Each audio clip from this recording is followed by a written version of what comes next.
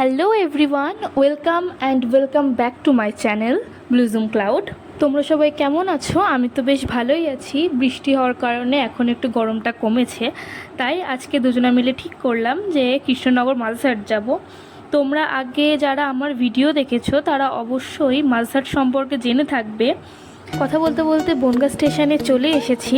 এখান থেকে আমরা ট্রেন ধরে রানাঘাট যাব, দেন ওখান থেকে ট্রেন চেঞ্জ করে কৃষ্ণনগর লোকাল ধরে আমরা কৃষ্ণনগর যাব। তাহলে চলো আজকে জার্নিটা শুরু করা যাক। বনগাঁ নিয়ে তো তেমন কিছু বলার নেই, তোমরা সবাই জানো বাংলাদেশের একটি পার্শ্ববর্তী অঞ্চল বনগাঁ।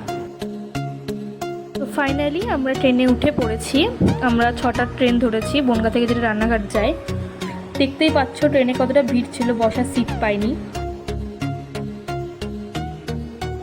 ফাইনালি রানাঘাটে পৌঁছেছি। রানাঘাট স্টেশনে নেমে 1 নম্বর প্ল্যাটফর্ম থেকে আমরা একটু স্যান্ডউইচ খেয়ে তারপর ট্রেনের জন্য ওয়েট করছিলাম। তারপরে ওখান থেকে ট্রেন ধরে আমরা কৃষ্ণনগর স্টেশনে পৌঁছালাম।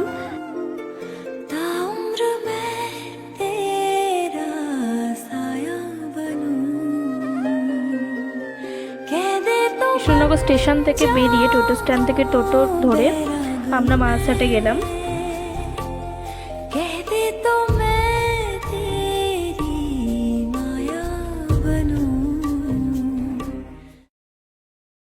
ফাইনালি আমরা আমাদের গন্তব্যে পৌঁছে গেছি। যদিও আমরা অনেকবারই মালসাটে এসেছি লাঞ্চ করতে, বাট আজকে ফার্স্ট টাইম ডিনারে এলাম।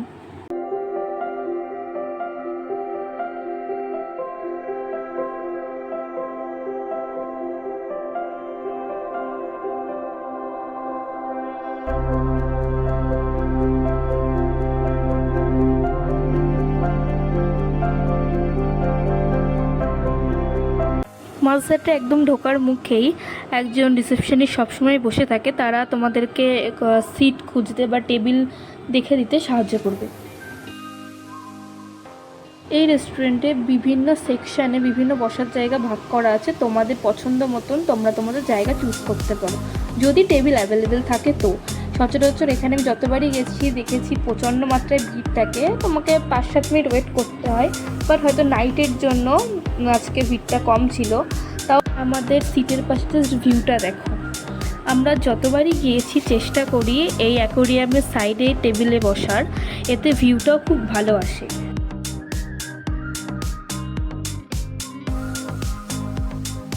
দেন আমরা ডিশ অর্ডার করে দিই। ডিশ অর্ডার করার 15 থেকে 20 মিনিটের মধ্যেই চলে আসে। আর তোমাদের কিছু ইনফরমেশান দিয়ে দিই, এখানে কিন্তু কোনো মেনু কার্ড সিস্টেম নেই। এখানে বারকোড থাকে, সেটাকে ফোনে স্ক্যান করে তোমরা মেনু অর্ডার করতে পারো। আর এখানে এদের একটা নিজস্ব অ্যাপ আছে মালসাট বলে, যেটা তোমরা প্লে স্টোরে গিয়েও দেখতে পাবে। তো সেইখানে গিয়ে তোমরা এদের মেনুটাও চেক করতে পারো বাড়িতে বসে, দেন ডিসাইড করে যেতেই পারো ফ্যামিলি নিয়ে।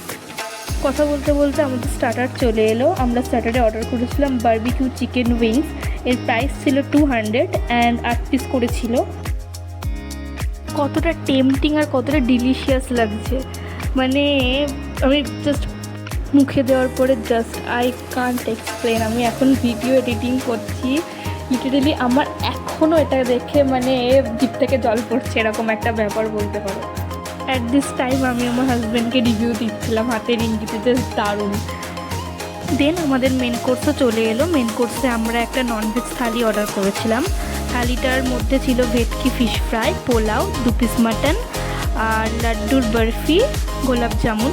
এর প্রাইস পড়েছিল 350 করে পার থালি। যদি কেউ চিকেন থালি নিতে চাও তাহলে শুধু মাটনটা রিপ্লেস হয়ে চিকেন বসবে, আর বাকি সব যা যা আছে তাই থাকবে।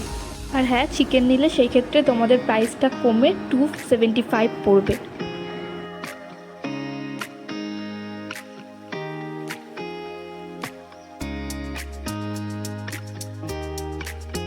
ফার্স্টে ভেটকির ফিশ ফ্রাই দিয়ে শুরু করলাম।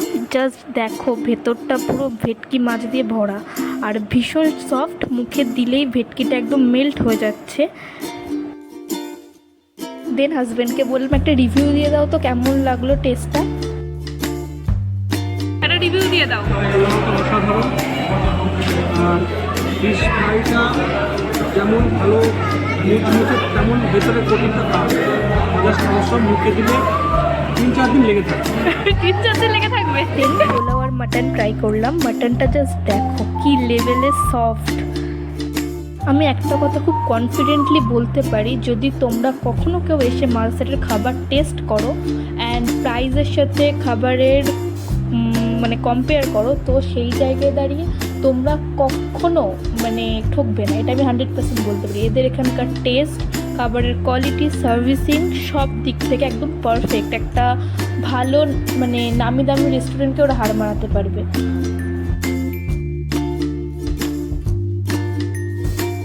চলো তাহলে খেতে খেতে আমিও রিভিউটা দিয়েই দিই। এত টেস্টি খাবার, আমিও রিভিউ না দিয়ে থাকতে পারলাম না। মাটনটা কেমন লাগছে? মাটনটা দারুণ, মানে কী বলবো, ভিতরে তো মেল্ট হয়ে যাচ্ছে। আর যেটা বলার সেটা হলো মায়ের হাতে যে পোলাও মাটন কষা বাঙালির বেস্ট কম্বো, সেটা জাস্ট টেস্ট যেটা অরিজিনাল এখানে আসলেই পাওয়া যায়। আর ভেটকিটা কেমন হয়েছে? ভেটকিটা তো দারুণ, ভেটকিটা কোনো কথা লাস্টে মিষ্টিটা একটু টেস্ট করলাম, দিয়ে বিল পেমেন্ট করে মুখোশুদ্ধি নিচ্ছিলাম। তখন আমি একটা জিনিস তোমাদের বলতে ভুলে গেছি, সেটা হলো এখানে কোনো খাবার কিন্তু কেউ হাতে করে নিয়ে যায় না। এখানে গ্যাজেটের মাধ্যমে টেবিলের নাম্বার দিয়ে দেওয়া হয় এবং সেই মাধ্যমেই প্রত্যেকটা টেবিলে এই গ্যাজেটের মাধ্যমে ডিশগুলো চলে যায় এবং যারা সার্ভ করে তারা সেখান থেকে খাবারটাকে সার্ভ করে দেয়। আমি ভিডিওতে জুম করে দিয়েছি, ওই যেই দেখতে পাচ্ছ যে গ্যাজেটটা, ওইটাই ওই গ্যাজেট যেটার কথা আমি একটু আগে বলছিলাম তোমাদেরকে। দেন আমরা ভিডিও ক্লিক করে কিছু ফটো তুলে ট্রেন ধরে স্টেশন থেকে বাড়ির দিকে রওনা দিলাম। আমার ভিডিওটি ভালো লাগলে অবশ্যই একটি লাইক করে দেবেন এবং আমার চ্যানেলটিকে সাবস্ক্রাইব করে দেবেন। আজকে ভিডিওটা তাহলে এখানেই শেষ করলাম। সবাই ভালো থাকবেন, সুস্থ থাকবেন। দেখা হচ্ছে নেক্সট কোনো ভিডিওতে। Thank you for watching.